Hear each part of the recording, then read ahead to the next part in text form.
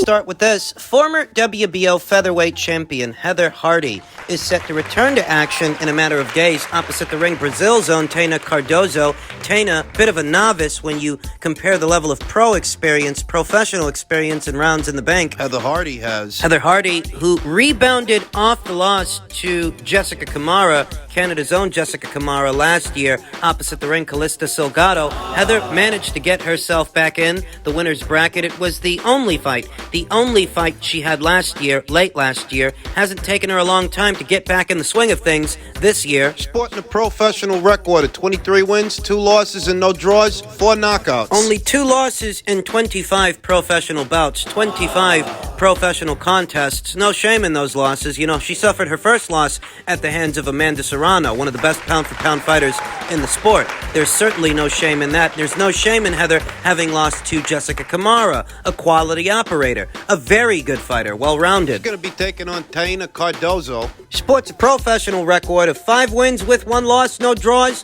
1 recorded knockout. Just 1 recorded knockout. She was last in action opposite the ring, unbeaten up-and-comer Beatriz Ferreira, also of Brazil. That was Beatriz Ferreira's debut. In her debut, she managed to give Taina her first professional loss. Now Taina is looking to rebound off that loss opposite the ring. Former WBO featherweight champion Heather Hardy. This is being billed as a super featherweight contest. What's interesting about that is that Heather Hardy has been campaigning in the women's lightweight division. Lightweight, that's 135 pounds. That's where Katie Taylor still reigns as that division's undisputed champion. It seems that Heather is now trying to integrate herself into the women's super featherweight division. She weighed in at 135 pounds for the Jessica Camara fight, 132 pounds for the Calista Salgado fight last year. In this fight is being billed as a super featherweight contest. That's 130 pounds. Why is Heather Hardy moving down now? I get the sense that the reason Heather Hardy may be looking to move down in weight,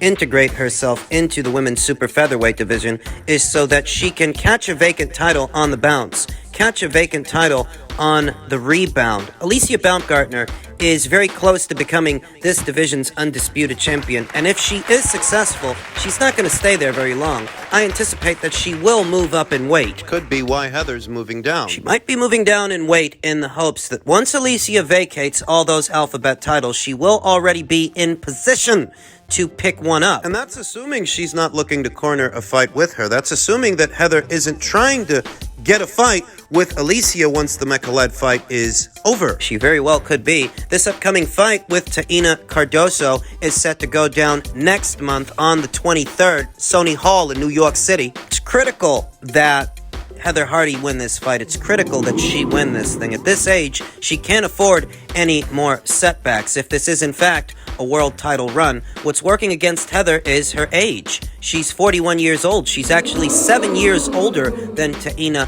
Cardozo. Heather's 41. Taina's a very spry 34. Every fight is a must-win fight for Heather. At 41 years old, most every single fight she has is a fight she cannot afford to lose. The registered promoter for the show is Larry Goldberg of Boxing Insider Promotions. Boxing Insider, the periodical, is now promoting its own shows. I vaguely recall them doing 1 or 2 shows last year. Heather Hardy is participating in their next one this year, and as stated, it's a must-win fight for Heather. I get the sense that this move downstairs to super featherweight, it's strategic. This move is geared towards either landing an Alicia Baumgartner fight as part of a Matchroom show or picking up a vacant title on the bounce, picking up a vacant title on the rebound as Alicia leaves the division. It's got to be set to go down February 23rd. We'll talk more about the fight as the fight date approaches. In men's super bantamweight news, on the heels of Inoue versus Fulton talks underway, content creator Jay Calderon tweeted, "I know people are mad about this fight happening because they will complain about why Fulton, the champion, is going to Japan and fighting on another network like ESPN+. Simple. The money and legacy. It appears that there are rising gripes." There's a swell of negative Nellies that take issue with Stephen Fulton having to travel for this fight. Not just travel to the land of the rising sun, but his promoter's broadcaster not being involved. Talked about this in my previous video. There appears to be next to no real involvement from either Al Heyman, his PBC, or his broadcast partner Showtime, and how that could very well be the reason the fight is even happening, if it actually happens. Full credit to Stephen Fulton, win or lose. Full credit if it does happen. There's still a chance that things can go wrong between now and the proposed month the fight is set to go down in May. In this sport, there's a lot that could happen. There's a lot that could go wrong. There are already people out there complaining that Stephen has to go to Japan for the fight as opposed to doing it here in the United States. Well, perhaps if Stephen Fulton were able to formulate an equal to or bigger than offer than what Naoya Inoue stands to make in his native Japan, if Stephen Fulton and his team were able to bankroll the fight, then maybe it would be in America. Then maybe he wouldn't have to travel. But the fact of the matter is that Naoya Inoue's celebrity in Japan far exceeds Stephen Fulton's celebrity in America. Put simply, he is no celebrity. He's largely unknown. I'm not taking a shot at him. I'm just being honest. That fight in Japan is an event, but here in America, neither Naoya Inoue or Stephen Fulton. Neither one of those two guys are all that well known. Neither one of those two guys are a big draw, a big marquee attraction, a box office star. Thus, you want to do the fight where the fight generates the most money, and the fight generates the most money in Japan, not America. Thus, if Stephen Fulton wants to get while the getting is good, he's got to travel. Simple as. You try to haggle and give those guys a hard time, you try to do it in the United States, you won't make the same money in the United States that you could be making in Japan. Simple as. Those Japanese investors, they have deep pockets. They are very much invested in the career of Naoya Inoue. So for Stephen Fulton, as not only the defending champion, but the traveling champion, he can leverage that situation to make himself a lot more money than he'd make in America. Win or lose. I saw a boxing scribe that goes by the name Hans Stemistode tweet, "Fulton has the biggest balls in the history of mankind," likely in reference to Stephen Fulton venturing outward, betting on himself, and being willing to travel, being willing to fight in foreign soil. I'm still on a I've got to see it to believe it kind of time myself. I am. I'm skeptical, and I'm not going to apologize for that, though. If the fight actually comes into fruition, I admit that Stephen Fulton deserves credit, but not more credit than, say, Alexander Usyk, who won every single belt he's ever won in hostile territory. How difficult do you think it was to go into Russia to take on a Russian national in Murat Gassiev? That beef between Russians and Ukrainians didn't start last year, you know. That's been going on for years, and Alexander Usyk had to make a tough choice, a tough decision. Go into Russia to do the unification match with Gassiev, or forego it. Skip it entirely on the premise that you may not be able to get a fair shake. You may not get a fair decision in Russia. And how difficult do you think it was to go into Russia and win on points? Make it so decisive, so clear-cut that they can't rob you. He fought Glowacki in Poland, Maris Briedis in Latvia, Gassiev in Russia, Tony Bellew and Derek Chisora in the UK. And he beat Matchroom's Golden Goose. He beat Matchroom's Cash Cow 2 times on points. 2 times as the away fighter. I'm not telling you that Stephen Fulton doesn't deserve credit, full credit, for making this fight possible, assuming it even happens, but I'm not telling you he doesn't deserve credit. I'm just telling you he's not doing anything now that a lot of other fighters haven't already done before. Foreign fighters have traveled to America for opportunities many, many times over. For how many years have you seen foreign imports? Guys from the UK, guys from the Ukraine, guys from Russia, South America, Central America. The real novelty here is that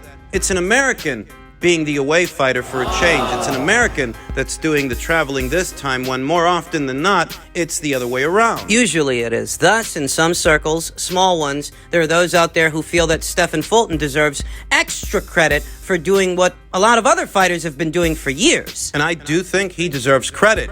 if the fight happens. I do think he deserves credit, but don't blow it out of proportion either. If you want to make the fight, this fight, and you want to make money, the most money you can hope to make anywhere at or around these weights, you have to travel. You have to. You won't make with Brandon Figueroa for a second time, Ray Vargas or Reese Alim, what you stand to make opposite the ring, a Naoya Inoue. The facts are what the facts are. We've known for weeks, we've known for months, that there were rumors of... There was an effort put forth to do a rematch between Stephen Fulton and Brandon Figueroa, and you saw that nobody was excited about that. The boxing world wasn't buzzing about that news the way they're buzzing now about this. Another indicator that this is not your father's era of boxing. Have you taken a good look around to where all the big fights, the biggest fights in the sport, have you taken a good long look at where most of these fights are landing? They're talking about Tyson Fury versus Alexander Usyk in either the Middle East or the United Kingdom. Canelo Alvarez may also end up fighting there. He might also end up fighting in either the Middle East or the United Kingdom. Anthony Joshua, that's where he fights, in either the Middle East or the United Kingdom. And his ring return, whoever it's against, that's going to be a big fight unto itself. You'll notice that some of the biggest, if not most of the big fights, the really big ones, Inoue versus Fulton in Japan. a sizable portion of the sport's biggest shows, a sizable portion of the sport's biggest fights, they are not happening in America. While all these different fights are happening abroad, numbers in America continue to dwindle. The audience continues to shrink. Look at Gervonta Davis's last set of pay-per-view buys. Look at Wilder's. Say it all the time. This is not your father's era of boxing, and boxing is a more global sport now than it ever was in the past. America isn't the centerpiece of the sport anymore, and it's not the only country producing great fighters, producing great champions. That creates opportunities for fighters from around the world. Opens new doors. Even if the sport in America has faded to the background a bit, overall, boxing is growing globally. That's not a bad thing. Finally, in men's welterweight, there's a story that has more or less faded into the background on the heels of the announcement, Inoue versus Fulton. Stephen Espinoza responds to Terence Crawford's absolutely baffling transparency issue in Errol Spence Jr. fight. Terence Crawford was quoted as saying, "If I'm going to bet on myself and I'm going to go against all the odds, then I want a little transparency. I want to be able to write off on things that are going to affect my check." In his interview with Fight Hub TV, the network executive described Crawford's issues with transparency as absolutely baffling. Espinoza believed that the contract presented to Crawford included transparency in black and white. Espinoza defined transparency as Crawford being privileged to the revenue, expenses, and deductions of the event. Crawford, however, wanted to be able to approve individual costs incurred in the event, which Espinoza was seemingly bemused by. You know what I was bemused by? The fact that neither fighter was guaranteed any money, that neither fighter was guaranteed any cash. What you normally hear when it comes to fights like this is that the fighters are going to get hefty guaranteed purses, hefty guaranteed cash. There were no guarantees for this fight. Stephen Espinoza was quoted as saying, "I have a problem with that. What's going to happen when I tell you this is what the TV production costs and you say, no, I think it'd be cheaper, so now I can't produce it? We've been doing this for quite a while. I know what it costs. There's an industry standard. We're not going into a promotion and have the risk of someone saying to us 2 weeks out, I don't like that contract for an expense. I'm not signing." Espinoza also argued that Crawford's fight preparation could prevent him from signing off on key expenses in a timely manner, which could disrupt the promotion of the fight. Espinoza stated that Crawford's demands of Showtime and the PBC were not a realistic way to do business. But no guarantees to the fighters is? For what is an undisputed title fight that's been approximately 5 to 6 years in the making, no guarantees to the fighters is a realistic way to do business. How come you had money guaranteed for Canelo in the Caleb Plant fight, but you ain't got no money guaranteed for Crawford? Oh, I know what you're going to tell me. You're going to tell me that Terence Crawford is not the same draw that Canelo Alvarez is. And granted, that's true. I'm not expecting Showtime to guarantee Terence what they guaranteed Canelo, but I'm expecting them to guarantee him something. Moreover, Terence Crawford already had his keep busy fight. He already had his tune-up fight last year. So what was stopping Errol from spinning the block, quote unquote? Don't give me the BS about the WBC ordering the Thurman fight, because the Thurman fight isn't even a welterweight contest anymore. It's happening at junior middleweight for no belts at all. If they're giving Errol Spence Jr.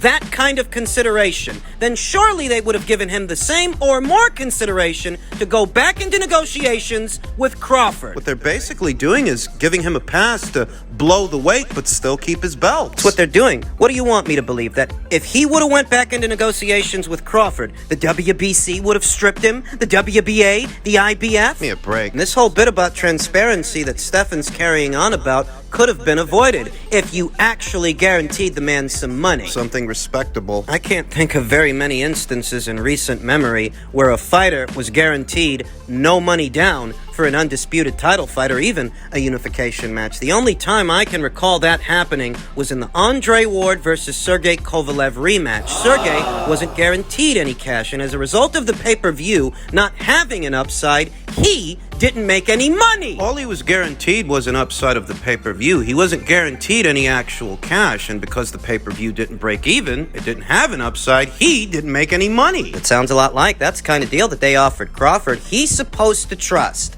that Errol Spence Jr.'s team, Errol Spence Jr.'s people, are in fact negotiating in good faith when they don't guarantee him any money and they won't give him oversight. What are you, an idiot? Perhaps all of this could have been avoided had the people over there at Showtime found some money to guarantee Terence Crawford so he won't request transparency and oversight. If you actually guaranteed him some cash, the way fighters are normally guaranteed some cash in these situations. What the guaranteed cash is for, so you walk away with something, even if the pay-per-view fails to break even. Terence Crawford, in his own words, wasn't guaranteed anything. While there are a lot of people out there that have claimed to have inside intel, inside sources claiming Crawford was offered anywhere in between $15 to $22 million guaranteed, according to Terence. They didn't guarantee him anything, and he was willing to accept that no money down offer so long as he had oversight. You see what Stefan Espinoza said. He said,